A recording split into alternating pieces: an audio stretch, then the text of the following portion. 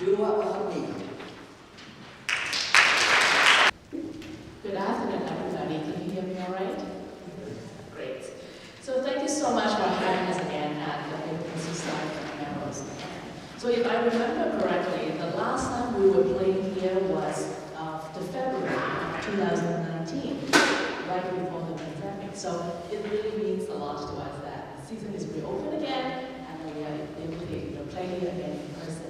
So my name is Elise Kwan, and together with Julie Ryman and a cello, Lorenzo. So today we will be playing a program called Shall We Dance?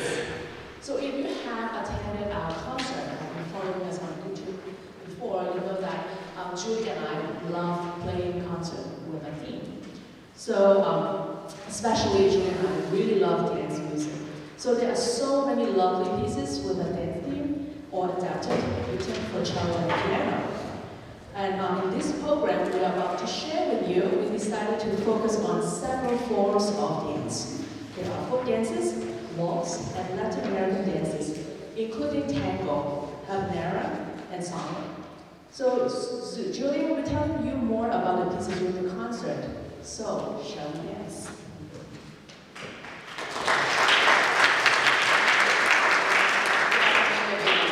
So glad to see everyone here on this beautiful day and this beautiful space. So we're going to start with folk dances. In particular, Bartok's suite of Romanian folk dances. So Bartok was born in Hungary, but it's in an area that is actually now part of Romania, hence the title Romanian folk dances.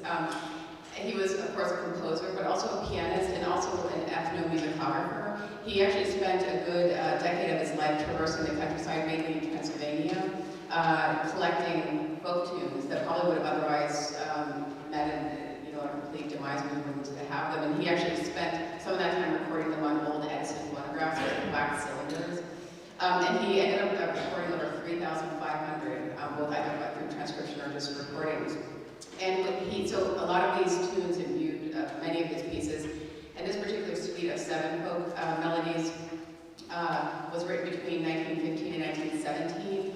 And he really preserved the tunes themselves, but imbued within them his sort of inimical harmonic and rhythmic style. So each dance is a particular actual dance that is performed, actually even still now. You can even go on YouTube and find them all. So the first is called Stick Dance, and it's a solo dance for a man in which he holds a stick. And at the end, according to Bartok, he, quote, kicks the ceiling. You'll hear that, hopefully, with the cello, if I make it up that high. The second is the waistband dance, or sash dance, which is a circle of dancers that hold each other by the belt. And then the third is called On the Spot, and it's really quite mesmerizing. The dancer actually stays in one spot and just moves his or her feet to the rhythm. And so it has a very ethereal feeling to it. And the fourth is Dance from Buxom, and it is a beautiful Arabic melody from a part of Romania. And then the fifth is a Romanian polka that is a children's dance, and it switches from 2/4 to 3/4 around. And the final dance is a combination of 2 dances, and it's called Fast Dance altogether. And they're both recording dances, so it's couples that dance very close to each other with very fast steps.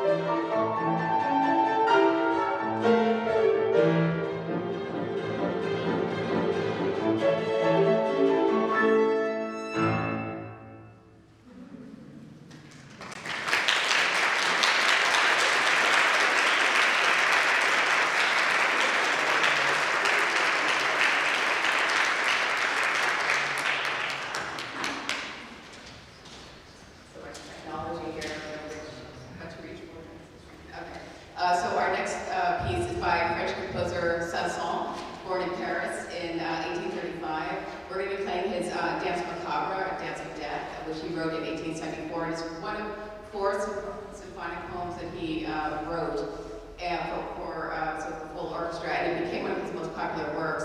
So it's been transcribed for a number of different combinations. It was inspired by the Dance Macabre poem by Henri Cazalis, which depicts Death dancing in a graveyard while playing a dance tune on the violin or cello, calling up skeletons in a mad dance and tempting the living to join in. And then it abruptly ends as the rooster crows at dawn, and you'll hear that in the cello.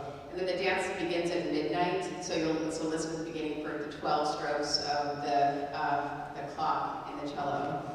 And then, shortly after that, the Devil's Triad, which will be featured prominently during the dance, which is a diminished fifth, and it's composed of an A and E flat in this piece.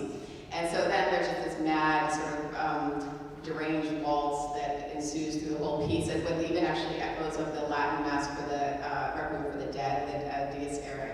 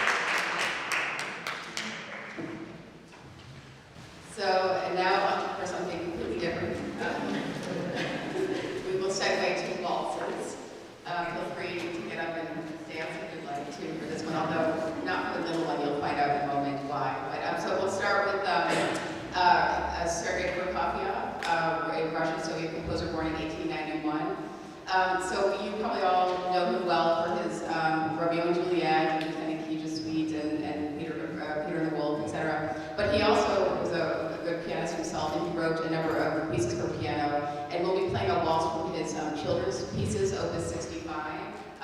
It was written after he wrote Romeo and Juliet, but before Peter and the Wolf.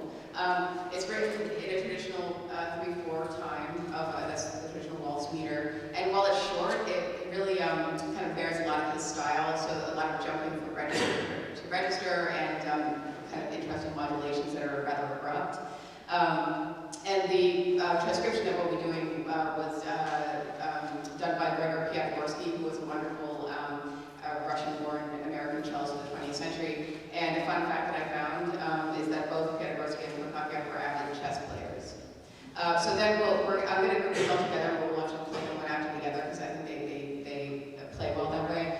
So the next one that we'll go right into is very different. It's also by a Russian Soviet composer, Nikolai Kapustin, and he died actually just last year in 2020 at the age of 82. And while he lived also most of his life under Soviet Russia, he developed an abiding love for American jazz, and he is known for fusing the two forms, the jazz and classical forms. And we're going to be playing his yearly waltz. And when I mentioned that you might not want to dance to this, unlike the typical waltz that's in 3/4, a lot of this is in 5/4. It's quite challenging technically and rhythmically. It kind of goes back and forth. So I guess that's why he called it nearly a waltz. And then we'll end our waltz section with waltz number 2 by Dmitri Shostakovich from his Suite for Variety Orchestra, which was written after 1956, but he kind of draws from some of his earlier work too. It's been made famous by a number of different movies, adaptations, including Kubrick's Eyes Wide Shut, and then it's also been featured in House of Cards. So I think we'll watch that.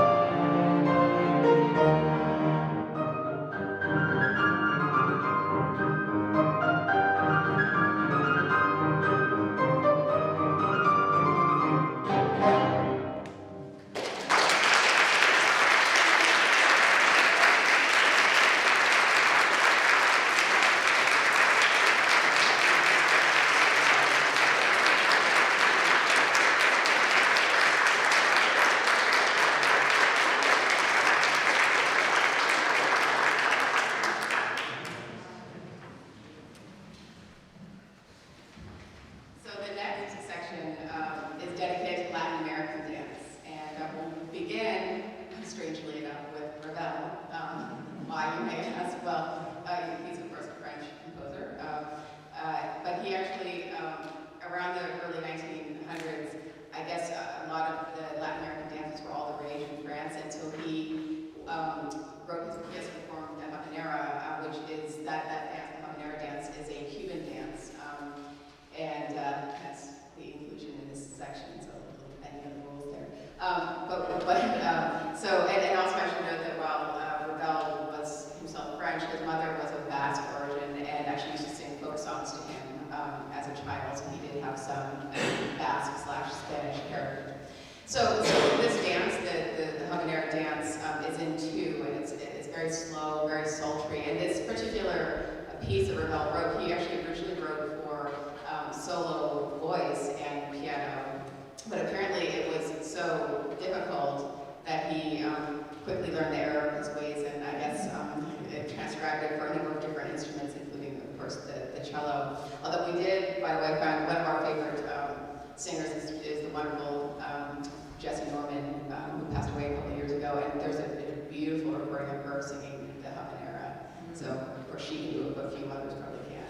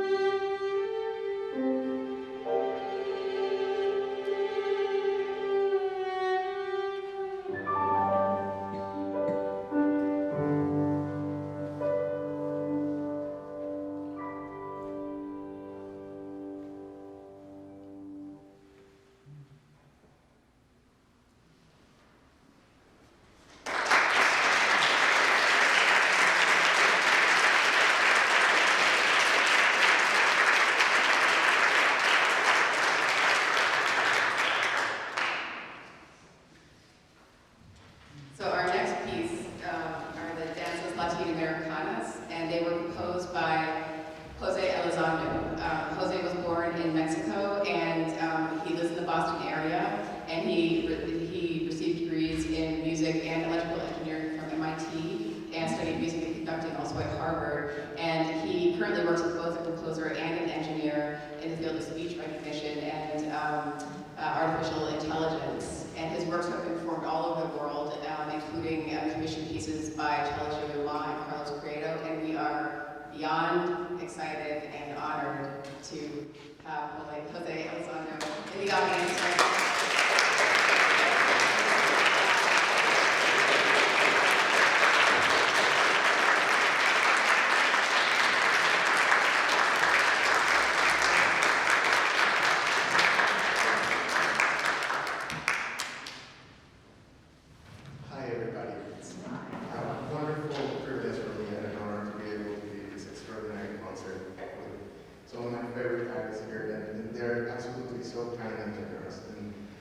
Incredible performances we've been listening to. This piece that we're going to listen to, it's a very special one for me. I was just out of college and I had only written one official piece in 1997. And I attended a concert at MIT with Mexican cellist Carlos Prieto. At the end of the concert, I go and I was very excited and asked him for an autograph. And he's like, oh, sure, who do I make it to? I said, Jose Elizondo, and he says, oh, really? I just spoke with one of your teachers yesterday, and he showed me your composition. We should have lunch tomorrow.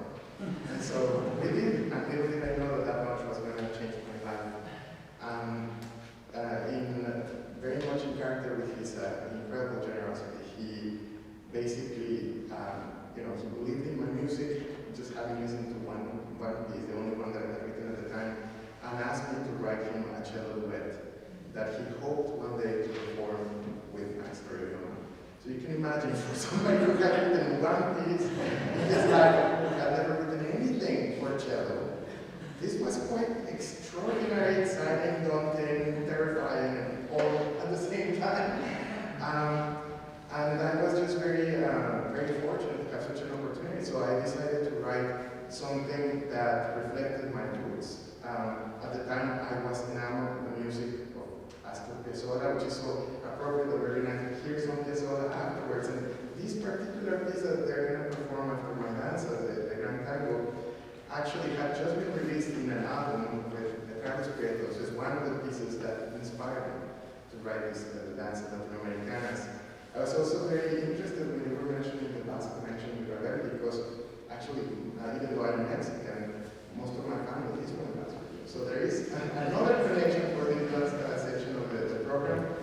And so I decided to write a tango, Otoño in Buenos Aires, Autumn in Buenos Aires.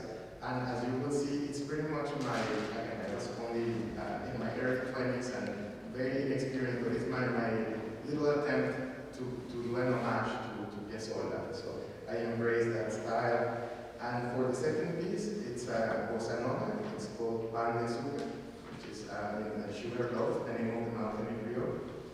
And for that one, I was referencing my love for the music of Héctor Villalobos, who also has been a lot of extraordinary music for the piano and the cello. And lastly, the third piece, it's something closer to home for me. So I decided to include something very Mexican. And what could be more Mexican than the mariachi tradition, so the mariachi bands. I love that music because it's so full of joy and it's such a celebration of life. And so I was delighted to write that little piece. And so that was the two-cello version, and eventually in 2016, the performance with Carlos Prieto and Maestro Magdi took place eventually. And it was one of these wonderful moments that I will remember in my life. And at some point around that time, I created this version that you're going to hear now, which is the version for piano and cello. So I'm talking too much about and so it's a privilege for me to hear this version for the first time for me in this particular arrangement with piano and cello. And it is particularly wonderful when it's not just listening to your music, but listening to your music with performers that you admire and respect so much. and people who are extraordinary, also just friends, and they've been so kind to me. And so I think it's going to be extraordinary, and I hope you're going to enjoy it as much as I know I'm going to enjoy it, and no pressure.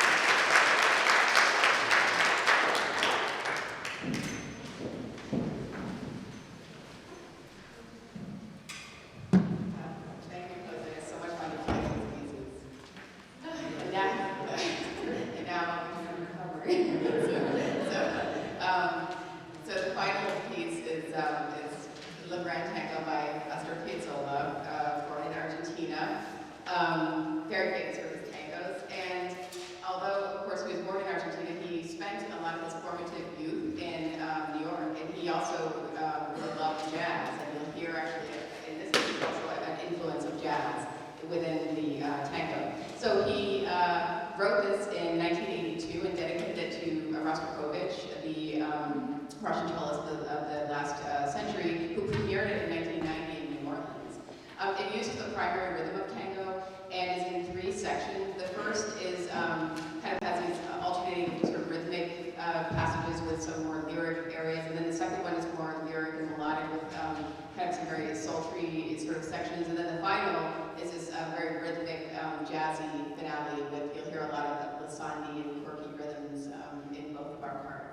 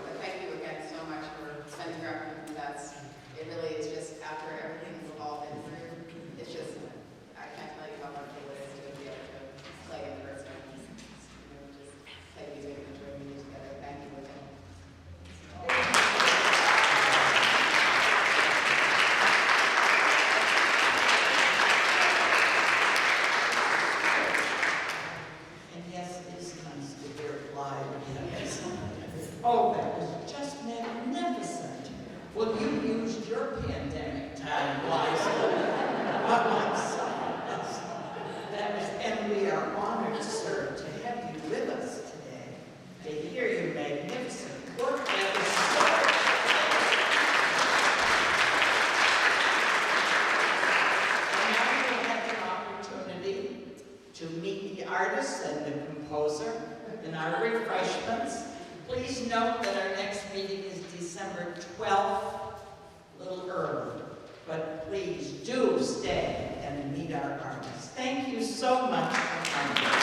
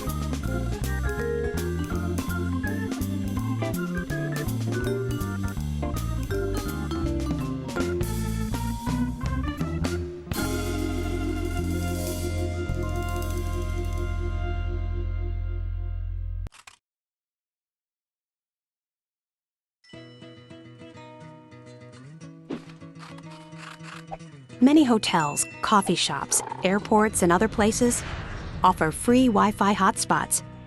They're convenient. Unfortunately, they often aren't secure. That could make it easy for someone else to access your online accounts or steal your personal information. So, what can you do to reduce your risk? Encryption is the key to keeping your information secure online. When information is encrypted, it's scrambled into a code so others can't get it. How can you be sure your information is encrypted? 2 ways. 1. Use a secure network to access the internet. Don't assume that a public Wi-Fi network uses encryption. In fact, most don't. You can only be sure that a network uses effective encryption if it asks you to provide a WPA or WPA2 password. If you aren't sure, it's best to assume the network is not secure. The second way to protect your information is to send it through a secure website. A secure site will encrypt your information, even if the network doesn't. If the web address starts with HTTPS, then your information is encrypted before it's sent. The S stands for secure. Look for HTTPS on every page you visit, not just when you log in. If you use an unsecured Wi-Fi network to log into an unencrypted website, strangers using that network can hijack your account and steal your private documents, contacts, family photos, even your username and password. If that happens, an imposter could use your email or social networking account to pretend to be you and scam people you care about. Or a hacker could use your password from one website to try to log into a different account and access your personal or financial information. Here are some steps you can take to protect yourself when you use a public Wi-Fi hotspot. Only log in or enter personal information on secure sites that use encryption. Again, look for a web address that begins with HTTPS. Don't use the same username and password for different sites. It could give someone who gains access to one of your accounts access to many of your accounts.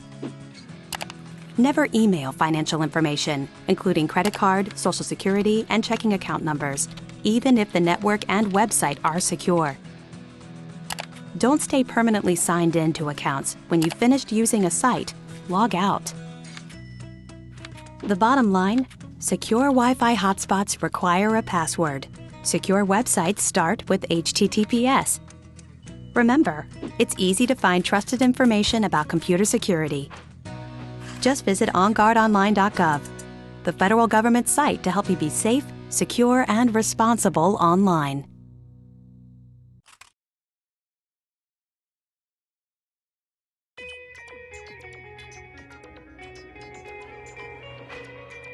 Every day, you hear about scammers, hackers, and thieves trying to use the internet to steal your money and your financial information. The fact is, you, we can foil many of their attempts. Every day we do things to make it tough for bad guys to break into our homes and our cars. We can make it tougher for them to break into our computers, too. Here are some ways to foil a hacker and protect your financial information. Install security software on your computer. Well-known companies offer plenty of free options. Set the software to update automatically, so it can deal with any new security threats. While you're at it, set your operating system and web browser to update automatically too. If you're not sure how, use the Help function and search for Automatic Updates.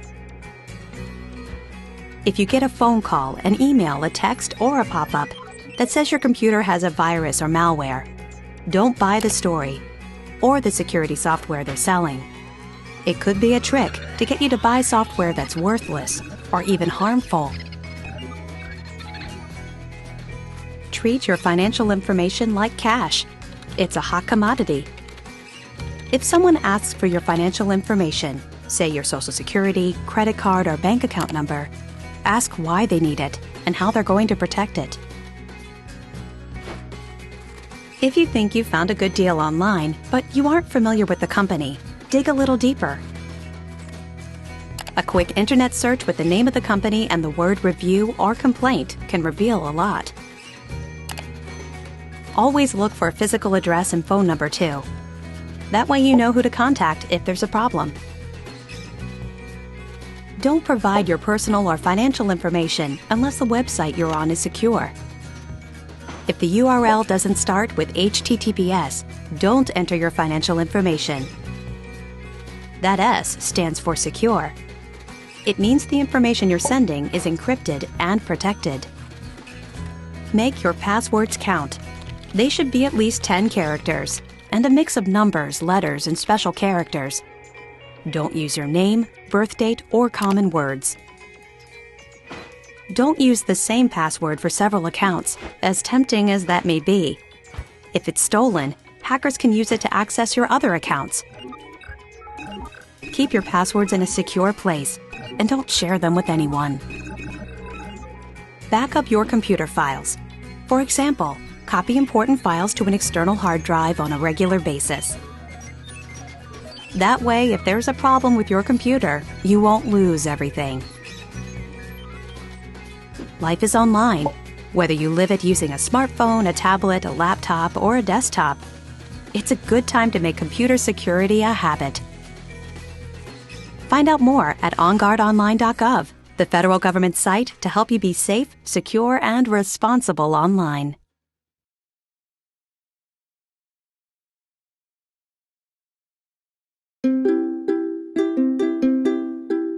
Shopping for a car? Applying for a job? Looking for a home? Or just getting your financial house in order? Then it's time to check your credit report. Good news, it's free. The law entitles you to one free copy of your credit report from each of the 3 nationwide credit reporting companies every 12 months. Why is it important to check your credit report? It has important information about your financial accounts, how you pay your bills, and if you file for bankruptcy. You want to make sure everything is accurate, especially before you buy a house or a car, or apply for a job. If you notice something wrong, contact the credit reporting company and business providing the information to correct the error. And checking your report can help you guard against identity theft. Visit ftc.gov/ID theft if you spot accounts that aren't yours. How do you order your free credit report? Order online from annualcreditreport.com, the only authorized website for free credit reports, or call 1-877-322-8228. You'll need to provide your name, address, social security number, and date of birth to verify your identity.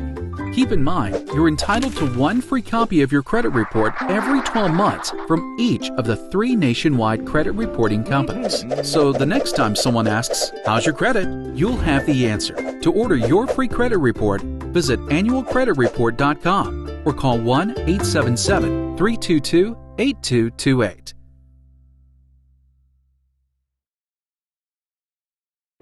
Scam artists are pretending to be IRS officials to get your money. They'll call, email, or text you, claiming you owe back taxes or there's a problem with your tax return. They even rig caller ID to make the call look official. They play on your fears. They threaten to take your driver's license or sue, arrest, or deport you. They want you to pay fast. What's the truth? The truth is the IRS's first contact with you will always be a letter in the mail. It's not a phone call, email, or text message. They won't insist that you pay with a prepaid debit card, a wire transfer, or cashier's check. Now you know. Has an IRS imposter contacted you? Report it at ftc.gov/imposters. You can't turn your computer on or off. It's acting up, running slow, opening pages you didn't click, displaying pop-ups constantly. There's a good chance your computer's been hacked or infected with a virus and needs your help. Stop shopping, banking, and entering passwords online until your computer is cleaned and restored. It's inconvenient to be sure, but it's a necessary step to prevent the situation going from bad to worse, from hack to horrible. Update your security software. Install a new version from a reputable company. You can use your phone or another computer to check reviews of security software. Tech blogs and retail sites usually post them. Choose carefully. Scammers sometimes advertise security software that's malware in disguise. Make your decision. Get back online and download the software. If the security software finds malware, it flags it for you. Delete the suspicious files and restart your computer. If you're still having problems, contact your computer manufacturer or other tech support and find out what else you can do. Once your computer is back to normal, change the passwords you've been using for your bank accounts, your email accounts, and all your other important accounts. The safest route is to choose and use passwords that have upper and lowercase letters, as well as numbers and symbols. And finally, make sure your operating system and internet browser are set to update automatically. You want to keep your computer operating at peak performance. Visit onguardonline.gov to learn more.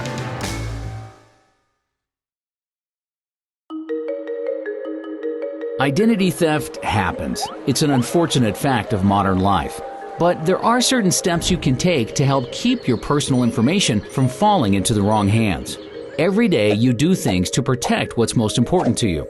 And you know what? You do them almost automatically.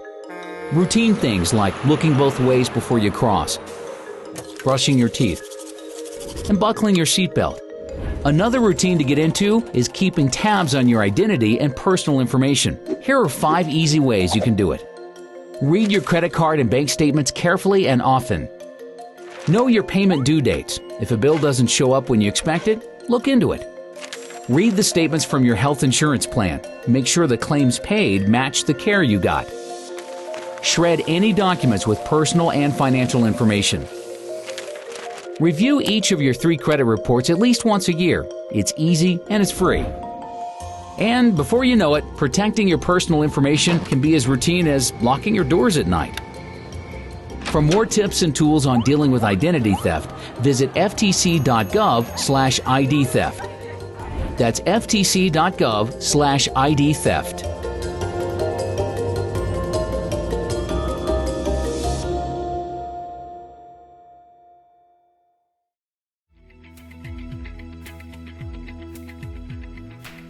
If you have a telephone, it probably seems like illegal robocalls are out of control. I'm Katie Daffin, an attorney at the Federal Trade Commission. If you pick up the phone and hear a recorded message instead of a live person, that's a robocall. Consumers are getting more and more robocalls, and they are not happy about it. As the number of calls has multiplied, the number of complaints has too. The reason for the spike in robocalls has to do with technology. Companies are using auto dialers that can send out thousands of phone calls every minute for an incredibly low cost. What's important is that the companies that use this technology don't bother to screen for the numbers on the National Do Not Call Registry. If a company doesn't care about obeying the law, you can be sure they're trying to scam you. You've probably gotten robocalls about candidates running for office or charities asking for donations. These robocalls are allowed. But any robocall that's trying to sell you something probably is illegal, unless you've given your written permission to get calls from that company. The FTC has stopped billions, yes, billions of robocalls in the last 2 years. Tracing these calls is a tough job, and there are a few reasons for that. One is that many different companies use the same or very similar recorded messages. Another is that they fake the caller ID information that you see on your phone. That's called caller ID spoofing, and new technology makes it very easy to do. And a third is that the robocallers often place the calls through internet technology that hides their location. At the FTC, we're continuing our aggressive enforcement efforts, and we're also looking for innovative technological solutions to the robocall problem. For more information, please visit ftc.gov/robocalls. That's ftc.gov/robocalls. I'm worried about climate change in so many different ways for my kids that I might start crying if I dwell on it too much. I think that if we've come together, pretty much anything is possible. Guess what? I have some news for you. There's free food right there, junk food. Do you see that truck? Oh, jeez. It's a 2 Michelin star chef. All for free, ladies and gentlemen. All for free. Here we have a panzanella with summer vegetables and pesto. Enjoy. How we doing? Fantastic. So what do you got going on underneath that plate there? This food is really about to be thrown away. Yeah. Bro? Is there something wrong with this food? Where did you get it from? From farmers markets. They put aside the ugly vegetables and the ugly fruits. Carrot top, soft avocados. It was all food that was going to be discarded. Even the drink you had is made from like a little bruised peach. Did it taste a little bruised? Great. It's good. The average person throws away 24 pounds of food a month. That's a lot. Isn't that a lot? Go visit savethefood.com for more information. Thank you. Junk food time!